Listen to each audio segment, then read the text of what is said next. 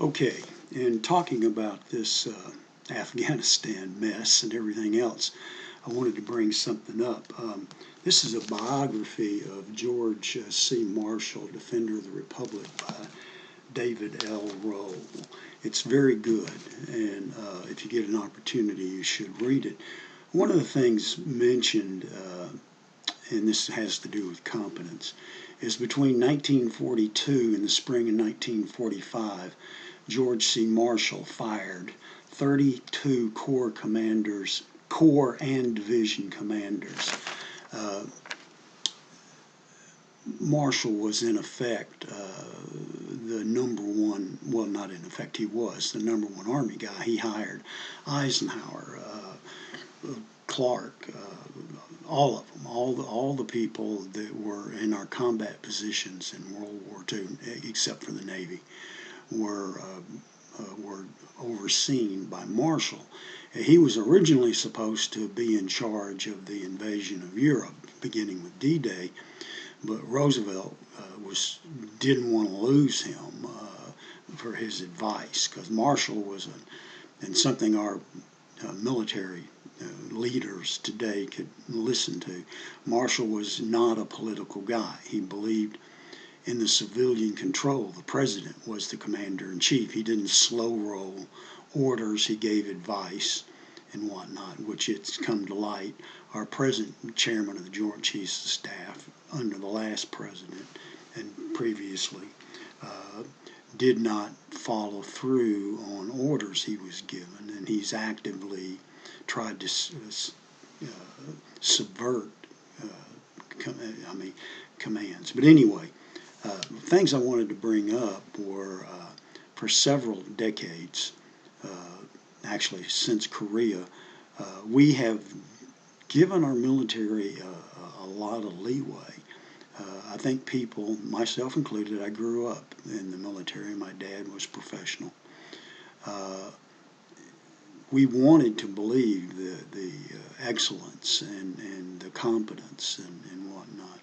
But the problem is usually, and I've mentioned this before, I think, the really good people at the rank of, I'm talking about Air Force and, well, all of them.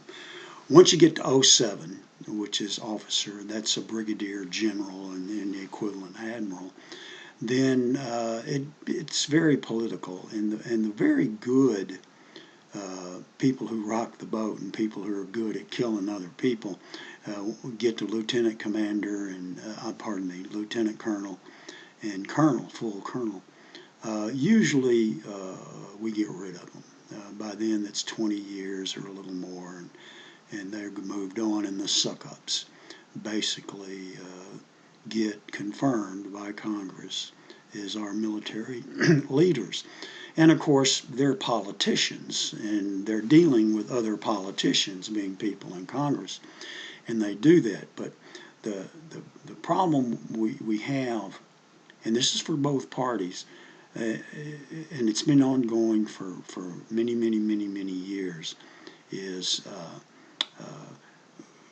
being people, we don't want to be bothered with running the republic. So we elect the people who bother to run. And they promise this and they promise that. And in certain areas, they get a lot of support because they want to overturn this or overturn that, or it's racism, or it's this or that, or whatever. And then on the Republican side, it's, oh, we're going to defend the Republic and we're going to fight. And neither, the Republicans never really do anything like they say they're going to, and they just kind of roll over.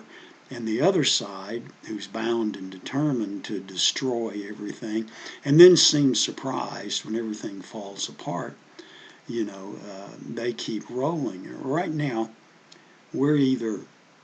all of our leadership is either incompetent, stupid, or they just don't care, or a combination of all three. And that's sad, because that's on us.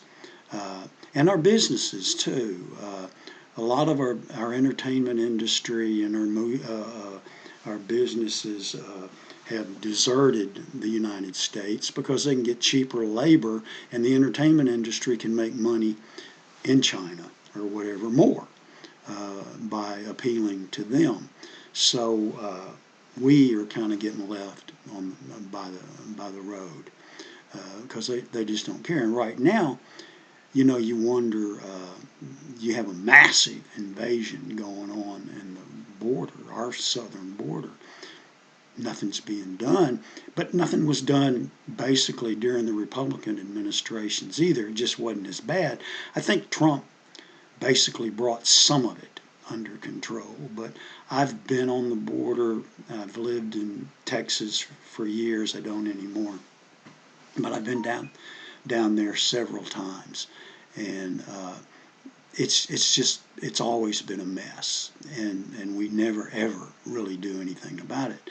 The last one I think that really did was Eisenhower, and he deported, I think, somewhere around 2 million people, and you don't hear much about that now. But and then under Reagan, we gave 4 million people amnesty, and then promised we would control our immigration and didn't.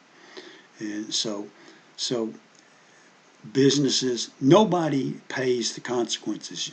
You have generals who pay no consequences for being ineffective and incompetent. We had a retreat out of Afghanistan, and that's what it was, a retreat, and left behind billions of dollars worth of equipment for the other side to use. We bugged out overnight from Bagram and left it undefended and turned off the electricity, and boom, we were gone. And now it comes to light there are thousands of Americans still there. There's no plan, or there was, but they discarded that, to get anybody out, and they don't care. That's the thing we all need to get hold of. They do not care. So, I don't know how long I've talked, but anyway, all two of you think about this and go on from there, and I'll talk to you later.